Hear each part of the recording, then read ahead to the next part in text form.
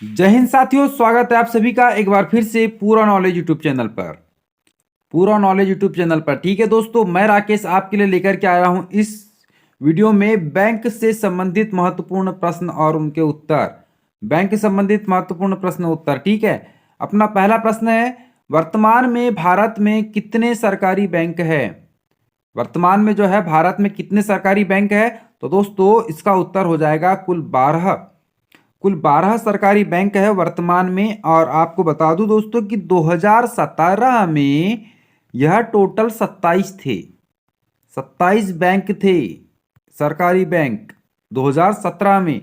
लेकिन 2019 में जो है 10 बड़े बैंकों का विलय कर दिया गया है। सार्वजनिक जो बड़े बैंक होते हैं ना, इनमें सार्वजनिक बैंकों में 10 बैंकों का विलय किया गया है।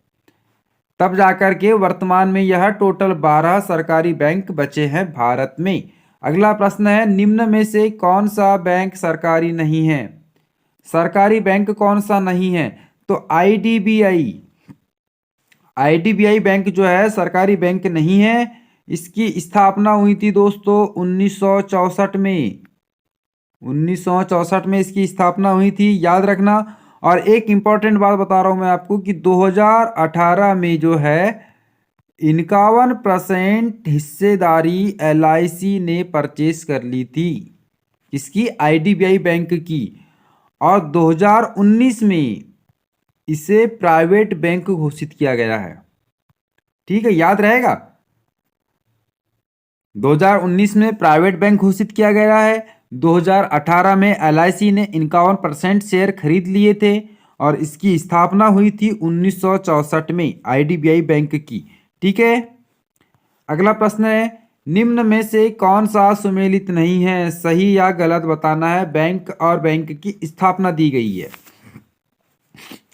तो पीएनबी की स्थापना 1894 में हुई थी, करेक्ट है। एसबीआई की स्थापना 1955 में हुई थी, ये भी करेक्ट है। UCO bank 1985। दोस्तों यूको बैंक की स्थापना जो है 1943 में हुई थी। इस हिसाब से यह सुमेलित नहीं है, यह गलत है। 1943 में यूको बैंक की स्थापना हुई थी। और वर्तमान में भारत सरकार की हिस्सेदारी कितनी है?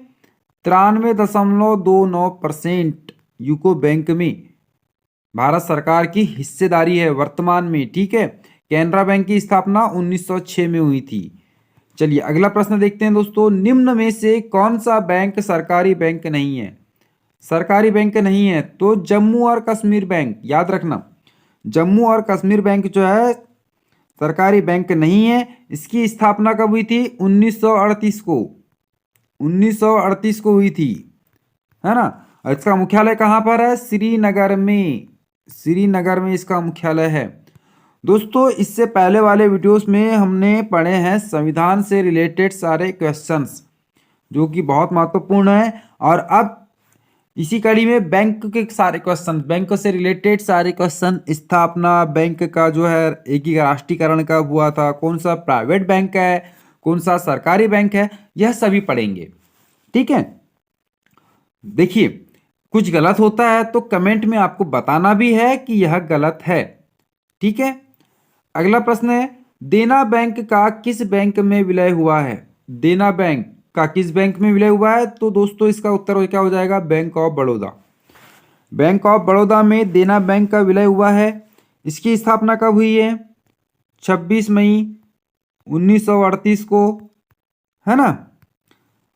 राष्ट्रीयकरण कब हुआ? 1969 में। और विलय कब हुआ? 2019 में। याद रखना, देना बैंक की स्थापना 26 मई 1938 को, राष्ट्रीयकरण हुआ 1969 में और विलय हुआ 2019 में।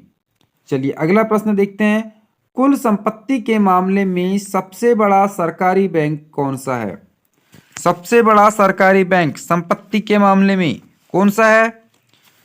कमेंट में बताइए दोस्तों, कौन सा है जो सरकारी बैंक है संपत्ति के मामले में? तो एसबीआई है। SBI state bank of India संपत्ति के मामले में सबसे बड़ा सरकारी बैंक है। और इसकी टोटल संपत्ति कितनी है? 52,050 अरब डॉलर, है ना, अरब डॉलर। और भारत सरकार की हिस्सेदारी कितनी है? 61%। स्थापना हुई थी 1955 में। ठीक है, याद रहेगा। चलिए अगला प्रश्न देखते हैं दोस्तों। निम्न में से किस बैंक की tagline one family one bank है? किस बैंक की टैगलाइन जो है वन फैमिली वन बैंक है? तो दोस्तों इसका आंसर हो जाएगा बैंक ऑफ महाराष्ट्र, जिसका की मुख्यालय पुणे में है। बैंक ऑफ महाराष्ट्र यह एक सरकारी बैंक है, याद रखना है ना। और इसकी स्थापना कब हुई थी? तो 1935 में इसकी स्थापना हुई थी। इसकी स्थापना 1935 में हुई थी दोस्तों, याद रखना है। और भारत सरकार की हिस्सेदारी है 87.01%। भारत सरकार की हिस्सेदारी है। दोस्तों बैंक से रिलेटेड बहुत से क्वेश्चन हैं जो कि आपकी एग्जाम में आते हैं और बहुत सी एग्जामों में आते रहते हैं।